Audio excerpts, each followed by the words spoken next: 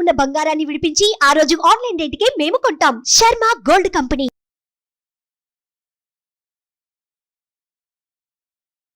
Hi hello welcome to our channel. ఈరోజు మనతో పాటు ఉన్నారు ప్రముఖ ఆస్ట్రాలజర్ సుభాష్ శర్మ గారు. నమస్కారం గురువు గారు. శ్రీమాత్రేమంది. ఈ నెల 20వ తేదీన జయ ఏకాదశి ఉంది. ఈ ఏకాదశిని ఎలా జరుపుకోవాలంటారు? మనకు ఏకాదశి అనేటటువంటిది శాస్త్రం నందు పరమ పవిత్రమైనటువంటి రోజుగాను, ఉపవాస దీక్షకు చాలా ప్రత్యేకమైనటువంటి రోజుగాను భావన చేసుకుంటూ ఉంటాం. ఈ జయ ఏకాదశి అంటే ఏంటి అంటే విజయాన్ని ప్రసాదించేటటువంటిది గాను, అలాగే మనకు ఎన్నో రకాలైనటువంటి అదృష్టాన్ని, ఆనందాన్ని ఇచ్చేటటువంటి రోజుగాను చాలామంది భావన చేసుకుంటూ ఉంటారు. ఈ రోజున స్పెసిఫిక్గా మనము ఆరాధించేటటువంటి దేవతలలో ఏకాదశి రోజున విష్ణుమూర్తిని ఆరాధన చేసుకోవాలి. విష్ణుమూర్తిని మనం పూజించాలి. ఆ రోజున విష్ణుమూర్తికి సంబంధించినటువంటి దేవతా క్రతువులను చేయడం ద్వారా మనకు అనేకమైనటువంటి అదృష్టములు కలుగుతాయి అని చెప్పేసి మనకు చెప్పినటువంటి పురాణ గాథ. అన్ని ఏకాదశులలోకెల్లా ఈ పౌష్యమాసంలో వచ్చేటటువంటి ఏకాదశి, అలాగే మాఘమాసంలో వచ్చేటటువంటి ఏకాదశి, ఈ ఏకాదశికి చాలా ప్రాముఖ్యత ఉంది. ఈ ప్రాముఖ్యతను సంతరించుకొని ఆ రోజున ఉపవాస దీక్ష చేయాలి. ఎవరు ఉపవాస దీక్ష చేయాలి అనేటటువంటి కూడా కొన్ని నియమాల ద్వారా చెప్పడం జరిగింది. ఎవరైతే ఆరోగ్యంగా ఉన్నారో, ఎవరికైతే ఎలాంటి ఆరోగ్య సమస్యలు లేవో అలాంటి వారు మాత్రమే ఉపవాస దీక్షను ఆచరణ చేసుకోవాలి అనేటటువంటి అంశాన్ని మాత్రమే తెలియజేసి. ఎందుకంటే కలియుగ ధర్మం అనేటటువంటిది ఎలా ఉంటుంది అని అంటే, నిజంగా మన శరీరానికి ఉపవాస దీక్ష చేసే శక్తి ఉందా లేదా నిర్ణయించుకున్న తర్వాత ఉపవాస దీక్ష చేయాలే తప్ప మనకు శరీరంలో సహకరించడం లేదు. ఎందుకంటే ఇప్పుడున్నటువంటి ఈ సిచ్యువేషన్లో బీపీలు, షుగర్లు, థైరాయిడ్లు ఇలా ఎన్నో రకాలైనటువంటి ప్రాబ్లమ్స్ మనిషి శరీరంలో ఉన్నాయి. కాబట్టి వాళ్ళు టైంకు ఆహారం తీసుకోకపోతే గనక మళ్ళీ ఆరోగ్య సమస్యలు తలెత్తుతాయి. కాబట్టి వీళ్ళందరూ కూడా ఆరోగ్యంగా ఉన్నటువంటి వారు మాత్రం ఉపవాస దీక్షను చెయ్యాలి అని చెప్పి సనాతన ధర్మం చెప్పింది. ఎందుకు అనంటే ఇది కలియుగ ధర్మము. కలియుగంలో మనం ఆరోగ్యంగా ఉండి బలిష్టంగా ఉంటేనే గనక మనము ఉపవాస దీక్షను ఆచరించాలి తప్ప మిగతా వాళ్లకు ఆ అర్హత లేదు.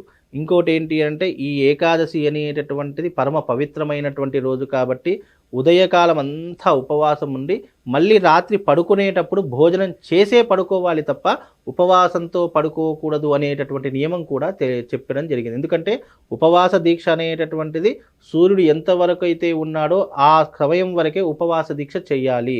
ఆ తర్వాత ఉపవాస దీక్ష విరమించుకొని మనము ఆ రోజున భోజనాది క్రతువులు కానీ లేదా అల్పాహారం కానీ పాలు పండ్లు లాంటివి తీసుకొని మాత్రమే పడుకోవాలి తప్ప ఖాళీ కడుపుతో అస్సలు పడుకోకూడదు అని సనాతన ధర్మం తెలియజేసింది. అలాగే ఈ ఏకాదశి అనేటటువంటిది మన సనాతన ధర్మంలో అత్యంత పవిత్రమైనటువంటి రోజు. ఆ రోజున ఏదైనా మనం రెమెడీ చేసుకోవాలి, ఆ రోజున ఏదైనా దేవుని ఆరాధన చేసుకోవాలంటే విష్ణుమూర్తిని ఆరాధన చేసుకోవచ్చు. అలాగే ఏకాదశి శివుడికి కూడా చాలా ప్రత్యేకమైనటువంటి రోజు. ఏకాదశి వచ్చింది కాబట్టి ఆ రోజున శివుడికి ఏకాదశ రుద్రాభిషేకం కానివ్వండి, లేదు అనంటే శివుడికి సంబంధించినటువంటి అష్టోత్తరం కానివ్వండి, లేదా ఓం నమ శివాయ అనేటటువంటి పంచాక్షరి మంత్రాన్ని చదువుకున్నా కానీ సంపూర్ణమైనటువంటి అనుగ్రహము మనకు కలుగుతుందండి. ఏకాదశి ఉపవాసం చేయలేని వారు ఏం చేయాలంటారు? ఉపవాస దీక్ష చేయలేనటువంటి వారు ఏదైనా చేయాలి అనుకుంటే భగవత్ ఆరాధన చేసుకోవచ్చు. ఉపవాస దీక్ష అనేటటువంటిది ఏంటి అంటే మనము జీవితకాలంలో అంటే మనం వారం రోజులంతా కూడా చాలా పుష్టిగా భోంచేస్తూ ఉంటాము.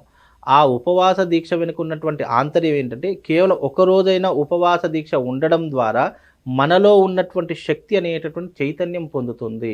అలాగే మన శరీరంలో ఉన్నటువంటి కొన్ని రోగాలు ఉపవాస దీక్షతో క్లియర్ అయిపోతాయి. ఉపవాస దీక్ష చేయడం వల్ల రోగాలు అలాగే ఎన్నో రకాలైన రుగ్మతలు దూరమైపోతాయని కూడా సనాతన ధర్మం ఎప్పుడో తెలియజేసి. అందుకే మన తాతలు కానీ లేదంటే పూర్వీకులు కానీ ఏం చేసేవారు అంటే తప్పకుండా వారములో ఒక రోజైనా సరే ఉపవాస దీక్షను ఎందుకు చేసేవారు అంటే మనం వారం రోజులంతా తిన్నటువంటి ఆహారం మన శరీరంలో అనేక రకాలుగా మలినమైపోయి అది ఎక్కడో ఒక చోట మన శరీరాన్ని విచ్ఛిన్నం చేస్తూ ఉంటుంది, రోగాలను పుట్టేలాగా చేస్తుంది. కనుక అలాంటి రోగాలను మనము దాటి మనం ముందుకు వెళ్ళాలి, మన ఆయుష్ను పెంచుకోవాలి అంటే ఉపవాస దీక్ష అనేటటువంటిది పరమ పవిత్రమైనటువంటి రోజు. ఆ ఉపవాస దీక్ష ఏ రోజున చేస్తే మనకు జ్ఞానము, ముక్తి, అలాగే మనకు భగవంతుని యొక్క అనుగ్రహం సంపూర్ణంగా దొరుకుతుంది అని ఆలోచిస్తే మన వాళ్ళు పెద్దవాళ్ళు పెట్టినటువంటి విషయం ఏంటంటే ఏకాదశి రోజు ఉపవాసం ఉండాలి. ఏకాదశి విష్ణుమూర్తికి చాలా ప్రీతికరమైనటువంటిది. ఆ రోజున ఉండడం ద్వారా మనకు ఎన్నో రకాలైన అదృష్టాలు కలుగుతాయని తెలియజేసేటటువంటిది ఏకాదశి యొక్క గొప్పతనం. అందుకే ఆ రోజున ఉపవాస దీక్షకు చాలా ప్రాముఖ్యతను కలిగించుకుంది. అలాగే ఆ రోజున ఆచరించేటటువంటి యోగం కూడా మనిషికి ఉండాలి. ఆ యోగం ఎలా ఉండాలి అని అంటే దైవానుగ్రహంతో ముడిపడి ఉండాలి. దేవుడంటే విశ్వాసం ఉండాలి. ఉపవాస దీక్ష వెనుక ఉన్నటువంటి అంతరార్థం అర్థం చేసుకొని భగవంతుని యొక్క నామస్మరణ చేసుకుంటే ఉపవాస దీక్ష ఉన్నంత ప్రయోజనం కలుగుతుంది. మన సనాతన ధర్మం దేని మీద ఆధారపడి ఉందంటే కేవలం నమ్మకము అనేటటువంటి దాని మీదే ఆధారపడి ఉంది. ఆ నమ్మకము అనేటటువంటి భగవంతుని మీద పరిపూర్ణంగా ఉన్నటువంటి వాళ్ళు మాత్రమే ఇలాంటి క్రతువులు ఆచరించడానికి, అలాగే ఇలాంటి దీక్షలు ఆచరించడానికి చాలా సులువైనటువంటి మార్గంగా, ఎందుకంటే ప్రతిరోజు దేవాలయానికి వెళ్ళలేము, ప్రతిరోజు భగవంతుని అర్చించలేము, ప్రతిరోజు దేవుడి దగ్గరికి వెళ్ళి మనం బాధను చెప్పుకోలేము. కనుక అలాంటి సమయాలలో మనం ఏం చెయ్యాలి అంటే గనక మనం ఉపవాస దీక్షను ఆచరణ చేసుకొని భగవత్ ఆరాధన చేసుకుంటూ ఉంటే గనక మనకు అన్ని రకాలైనటువంటి శుభాలు, మేలులు జరుగుతాయని చెప్పేసి సనాతన ధర్మం మనకు తెలియజేసిందండి.